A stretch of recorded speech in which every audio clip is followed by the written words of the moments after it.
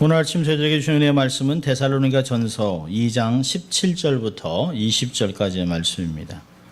데살로니가 전서 2장 17절부터 20절까지의 말씀을 봉독해 드립니다. 하나님의 말씀입니다.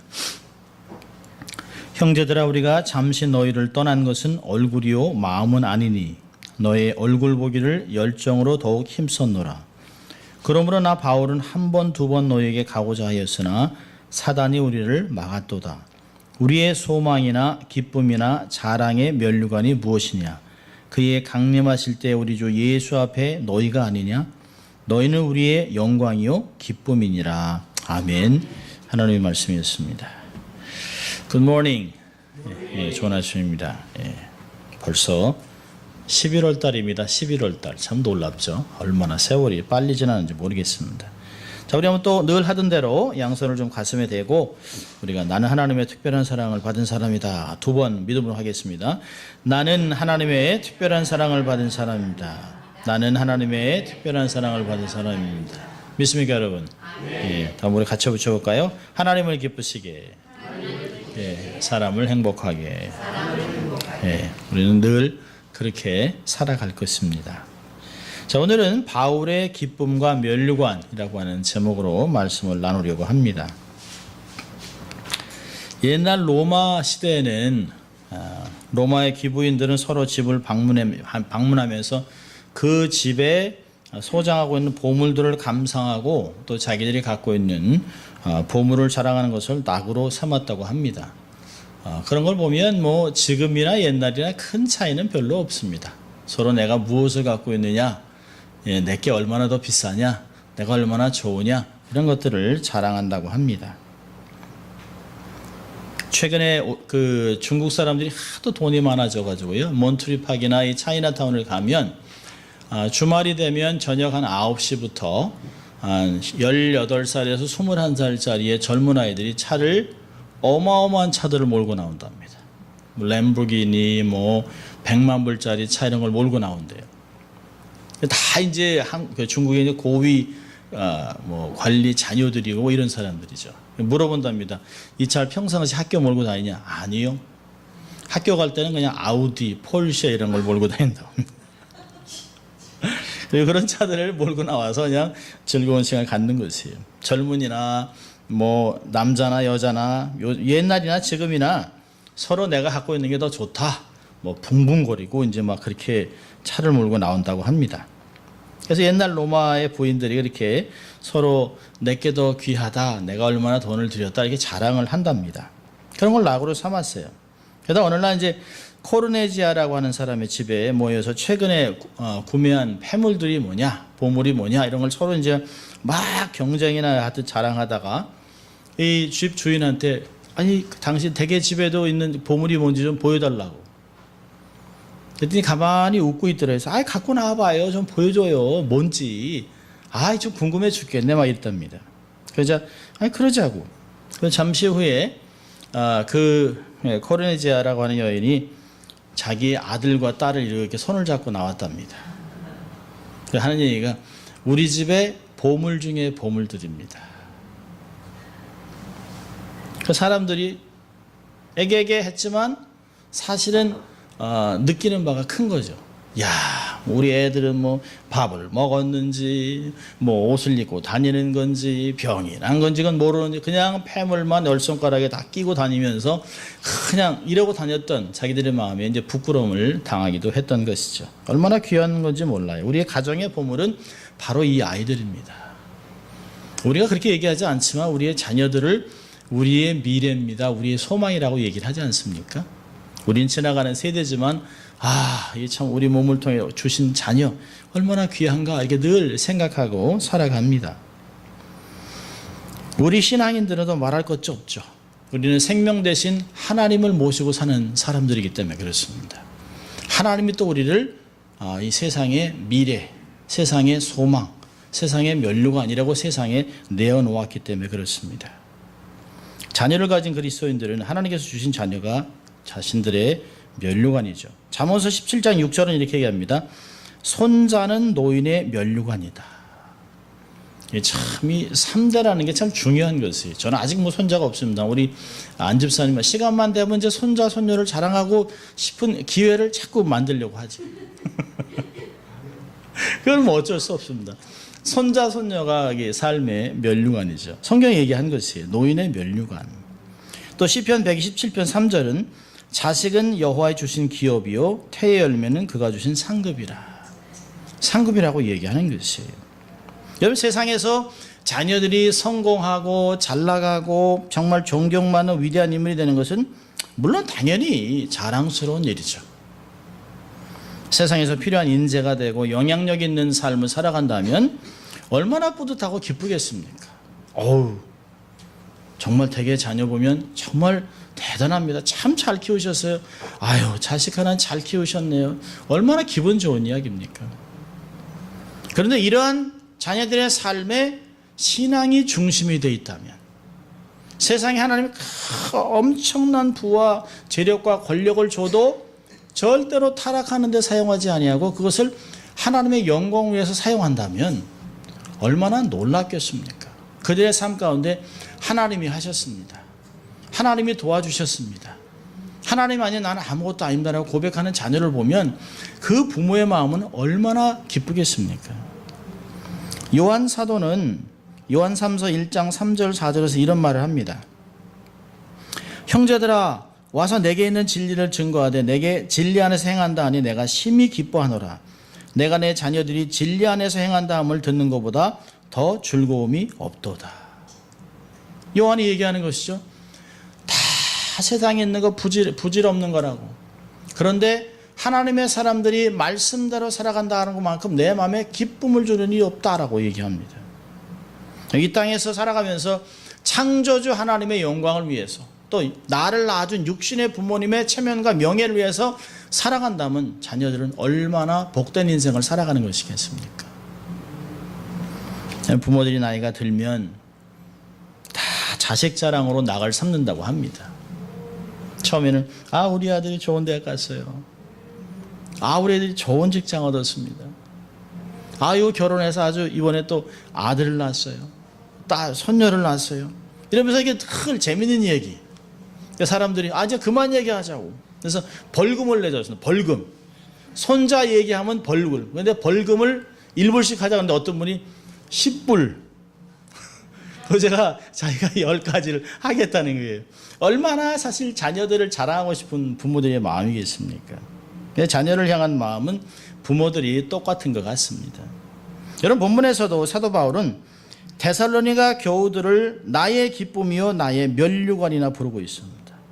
목회자가 교인들을 얼마나 사랑하면, 얼마나 기쁘게 생각하고 있다면 이렇게 부르겠습니까?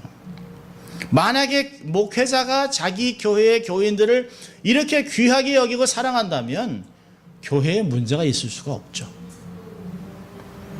본문에서 우리는 바울이 데살로니가 교인들을 향한 열정과 사랑을 볼 수 있습니다. 자, 여러분, 17절과 18절을 오늘 보면 바울이 이렇게 이야기를 합니다. 형제들아, 우리가 잠시 너희를 떠난 것은 얼굴이요 마음은 아니니 너희 얼굴 보기를 열정적으로 더욱 힘썼노라. 바울이 데살로니가를 떠난 것은 전혀 기쁜 일이 아닙니다. 자기가 자원해서 떠난 것도 아니에요. 자발적으로 떠난 것이 아니라 강제적으로 떠날 수밖에 없었던 상황이 되었던 것이죠. 여기서 떠난다, 17절에 너희를 떠난 것이냐, 떠난 단어가 아주 재밌는 단어를 썼습니다. 신약에서는 딱 한 번 써 있는 단어인데요, 고아가 된다라고 하는 뜻입니다. 고아가 된다. 이 단어는 두 가지 의미가 될 수 있겠습니다. 데살로니가 교우들이 부모를 잃어버린 고아가 됐다라고 하는 말도 되지만, 사도 바울 자신이 자식을 빼앗긴 아비의 슬픈 심정을 이야기하는 것이에요. 너희들을 고아가 되게 만든 내 아비의 마음은, 어미의 마음은 얼마나 가슴이 타겠느냐라고 하는 상실한 마음을 고백하고 있습니다. 여러분, 육신으로는 헤어져 있지만 마음은 아니라고 얘기하잖아요. 마음은 절대 아니라는 거예요. 너희를 보기를 얼마나 원하는지 모른다 얘기해요. 어쩔 수 없이 몸은 떨어져 있지만 마음만은 변함이 없다. 자식을 보고 싶은 불타는 여정으로 자식 있는 곳에 가고자 몇 번씩 반복했다는 것이에요. 너희를 가기 위해서 한 번, 두 번 애를 썼다는 것이죠. 그런데 안 됐다는 것이에요. 옛날 그 중국 진나라 때 환원이라는 장수가 총나라를 치기 위해서 군사를 입고 배를 타고 양쯔강을 올라가고 있었습니다. 양쯔강에는 삼엽이라는 이 협곡이 있어서 강폭이 좁아져요. 그래서 가다가 올라가다가 이제 밤이 가다가 이제 배가 쉬는 시간이 있어서 잠시 병사들이 휴식을 얻었습니다. 그때 한 병사가 시간 나서 배에서 훌쩍 내려서 용변을 보러 갔다가 원숭이 새끼 한 마리를 잡아왔습니다. 그러니까 원숭이 새끼는 막 소리 지르고 막 어미를 찾죠. 근데 참 재밌어가지고 이제 묶어놓고 가판에 묶어놓고 이렇게 보고 있습니다. 그런데 새끼가 막 소리를 지르는데요. 그 새끼 애미가 그 절벽을 타고 계속 쫓아오는 거예요. 계속 쫓아오는 거예요. 새끼 때문에.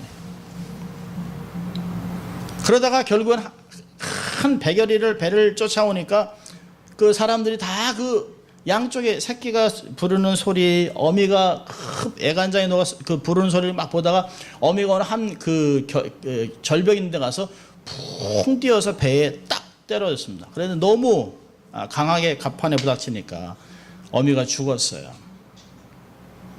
그래서 사람들이 그 어미의 배를 갈라보았더니 창자가 토막토막 다 끊어져 있다는 거지. 새끼 원숭이를 뺏어간 것 때문에 어미 원숭이 애간장에 녹는 마음으로 새끼 원숭이를 찾으려고 달려왔는데 이미 장이 토막토막 끊어져 있다는 거예요. 여기서 단장이라는 말이 유래가 됐습니다. 애간장이 녹는다, 장이 끊어지는 것 같다는 말이 있는 것이죠.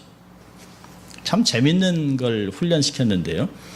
이 새끼를 향해서 그 아비와 어미가 어떻게 반응을 하는가 생각을 해서 밑에 케이지에 철판을 깔아놓고 아비 원숭이를 놓고 새끼 원숭이 두 마리를 이렇게 놨답니다. 그럼 밑에 불을 이렇게 지피니까 발판이 뜨거워지잖아요. 발판이 뜨거워지니까 아비 원숭이는 새끼들을 그 위에 딱 서 있었답니다. 아비는. 그래서 어미는 어떻게 하나 행동을 해서 새끼 두 마리를 놓고 어미 이렇게 놓고 이렇게 발판을 뜨겁게 했더니 어미가 새끼를 들고 있다가 자기가 벌렁 누워서 새끼를 배 위에 올려놓더라는 것이에요. 참 아비들은 정신 좀 차려야 됩니다.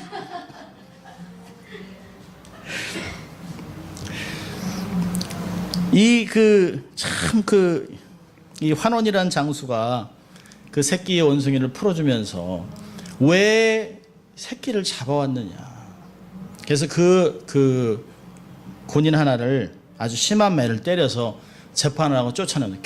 절대 새끼든 사람이든 애미에게서 자식을 떼놓으면 안 된다는 것이에요.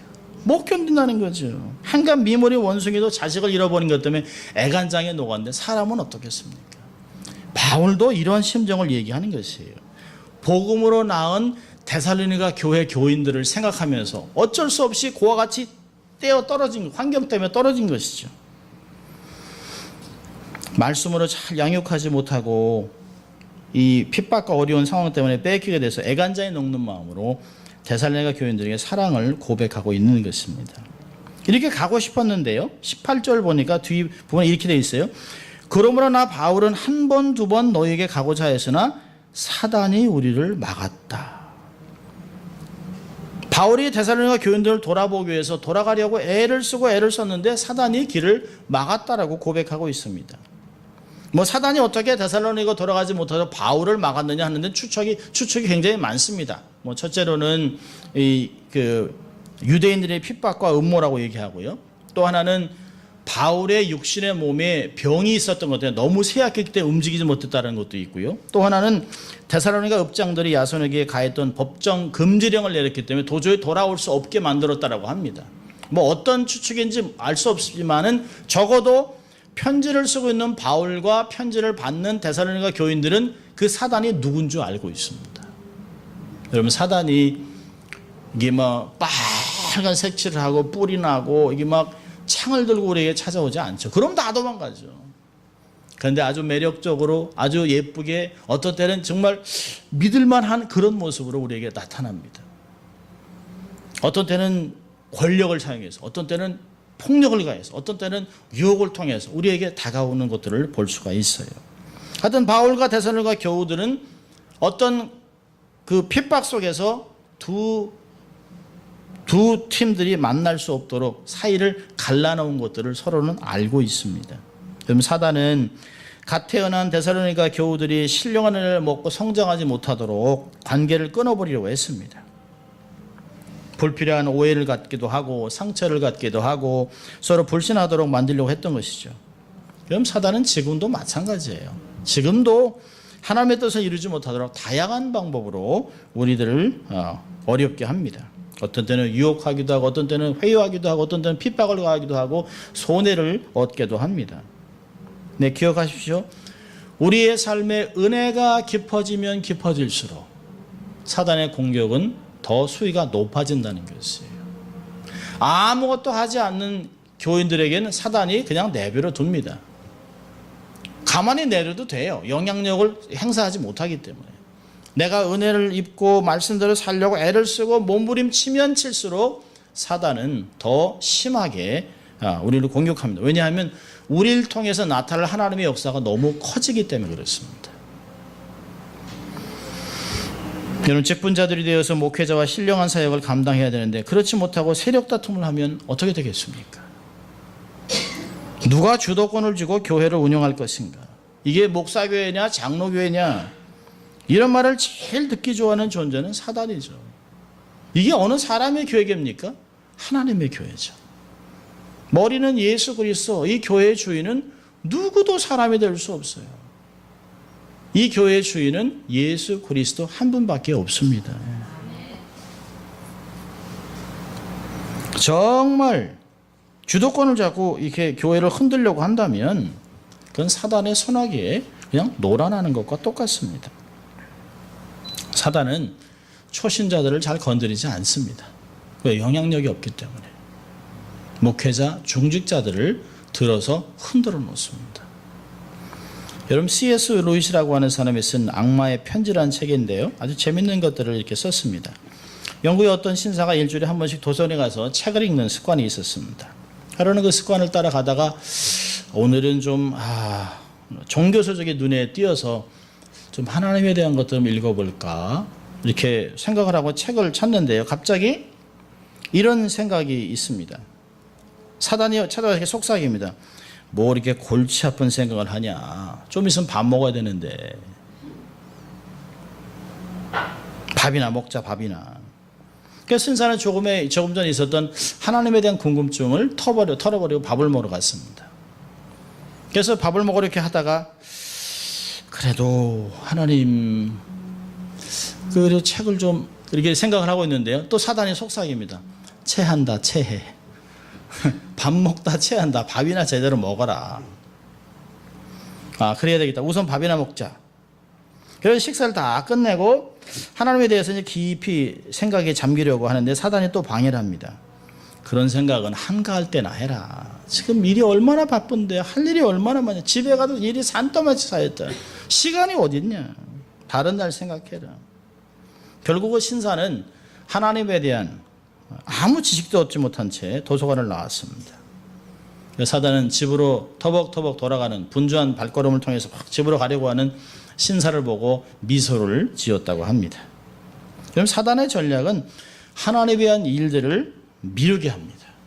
뭘 하려고 하면 내일, 다음에. 근데 내일이나 다음에는 우리에게 옳지 않을 수도 있어요. 우리가 어떤 인생을 살아갈지 아무도 모른다는 것이에요. 여러분, 사단의 지연전선은 대단해요. 머리가 아프다, 기분이 나쁘다, 바쁘다 변명으로 하나님께 가까이 하는 것을 자꾸 밀어놓습니다. 여러분, 베드로 사도의 권고를 들어보세요. 2000년 전에 베드로 사도가 베드로전서 5장의 한 말입니다. 8절과 9절 보면 근신하라, 깨어라. 너희 대적 마귀가 우는 사자같이 두루다니며 삼킬 자를 찾나니 너희는 믿음을 굳게 하여 저를 대적하라. 사단은 방법과 수단을 가리지 않습니다. 성도들을 대적해요. 깨어 있어야 합니다. 하나님의 전신갑주를 입고 대적해야 될 줄 믿습니다. 여러분, 이런 상황에서 바울이 얘기합니다. 너희들에게 정말 가려고 했는데 사단이 막았다. 그러나 결코 나는 너희들을 버릴 수가 없다. 너희들이 얼마나 귀한 존재인지 모른다라고 19절과 20절은 고백합니다. 자, 우리 한번 19절과 20절 한번 같이 읽어볼까요? 데살로니가전서 2장 19절 20절 같이 읽습니다. 우리의 소망이나 기쁨이나 자랑의 면류관이 무엇이냐? 그의 강림하실 때에 우리 주 예수 앞에 너희가 아니냐? 너희는 우리의 영광이요 기쁨이니라. 바울은 데살로니가 교우들이 얼마나 자신에게 귀한 존재인가를 고백하고 있습니다. 여러분, 우리가 부모들이 자식들에게도 야, 너는 뭐든지 할 수 있어. 그럼 너는 아빠의 기쁨이지, 엄마의 자랑이지. 얼마나 좋냐. 너만 봐도 야, 밥 안 먹어도 배부르다. 이렇게 얘기를 해줘야 되는데 네가 자식이야? 너 때문에 아이고, 너 때문에 내가 그냥 가슴이 썩어. 제가 이제 이렇게 어릴 때 많이 듣고 자란 이야기들입니다. 우리 어른들은 참 자식들한테 뭐 욕도 많이 했어요. 싫은 소리도 많이 하고. 웬만해서 이렇게 안아주는 건 거의 없었습니다. 그냥 그저 빨리 가 숙제해라. 아니 빨리 자. 뭐 이런 거예요. 뭐 이런 얘기가 많았었습니다. 근데 바울은 고백을 해요. 여러분들 나의 정말 귀중한 존재라고 얘기합니다. 사랑받기 위해 태어난 사람. 아마 이렇게 지금 하라고 한다면 사도 바울이 아마 이렇게 사랑 고백을 했을지도 몰라요. 이렇게 이 데살로니가 교우들이 정말 잘생기고 똑똑하고 예쁘고 그래서 그런 것이 아니라 예수님이 십자가에서 보혈로 값을 치르고 산 존재이기 때문에 귀하다는 것이에요.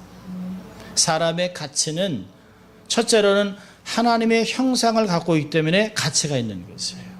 장애인이든 어떻게 하든 눈이 하나가 없든 사고로 몸이 다쳤든 모두가 다 하나님의 형상을 갖고 있기 때문에 귀한 것이에요. 그보다 더 귀한 것은 그 안에 예수 그리스도가 있다면 더 귀한 것이에요. 이 놀라운 것들을 잊지 말아야 합니다. 성도들을 그리스도의 눈으로 보고 그렇게 사랑스럽게 존귀하게 얘기하고 있습니다. 천하와도 바꿀 수 없는 귀한 존재들이 성도들이라고 얘기하고 있습니다. 여러분, 사건의 눈에는 돈밖에 보이지 않습니다. 노략질하는 이리에게는 양들이 그들의 먹이로밖에 보이지 않습니다. 강도에게는 성도들이 약탈의 대상으로밖에는 보이지 않을 것이에요. 왕같이 군림하는 목사에게는 성도들이 그저 하수인으로밖에 보이지 않을 것입니다.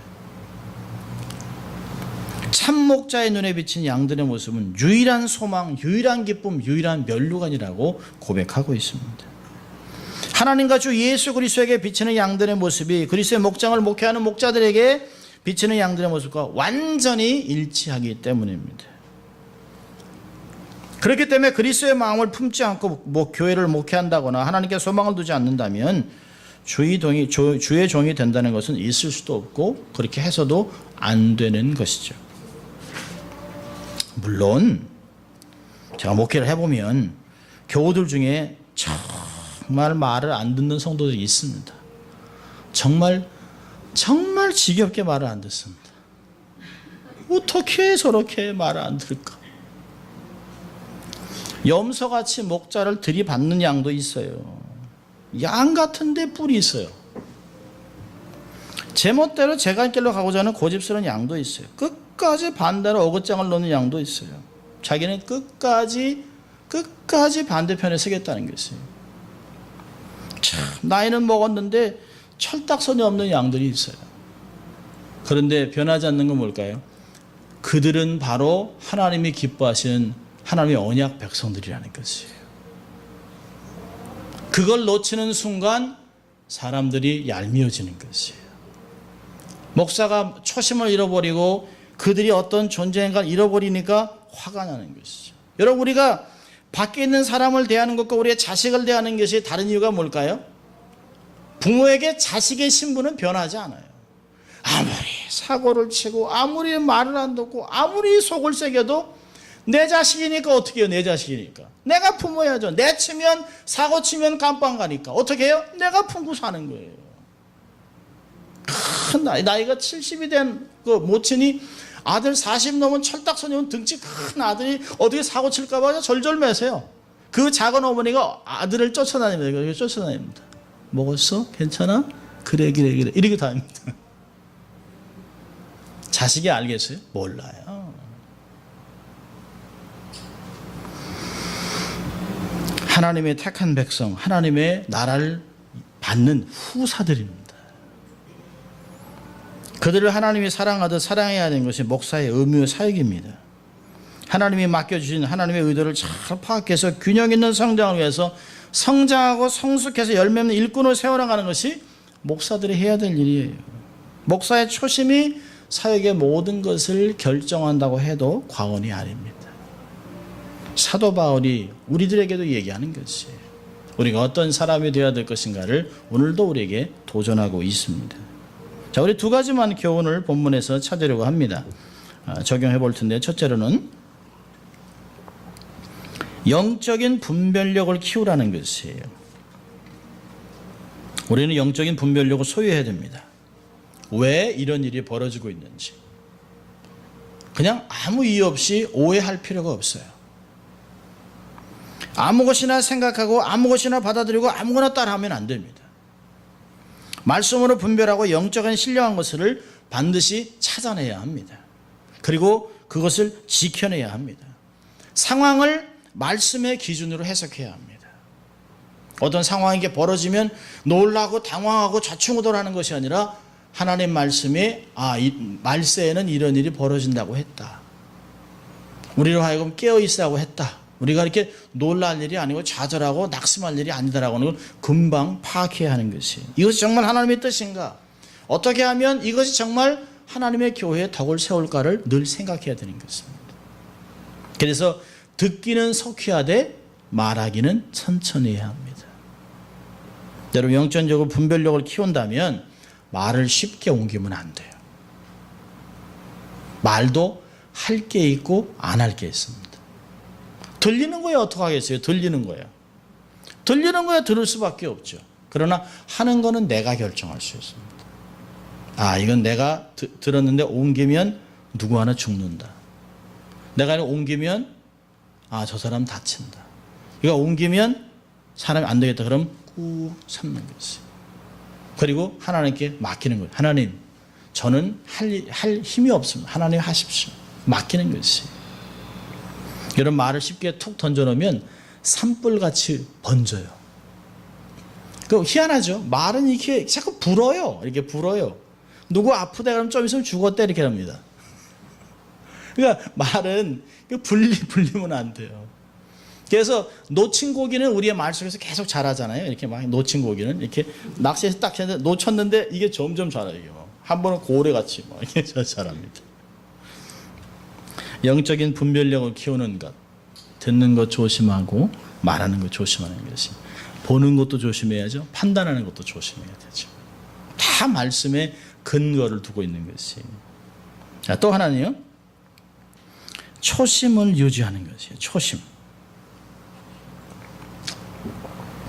주님을 만났던 첫사랑, 은혜를 기억하고 감사하는 것입니다. 여러분, 감사는요, 기억할 때만 나옵니다. 기억하지 않으면 감사가 안 나와요. 여러분, 자식을 볼 때요, 이게.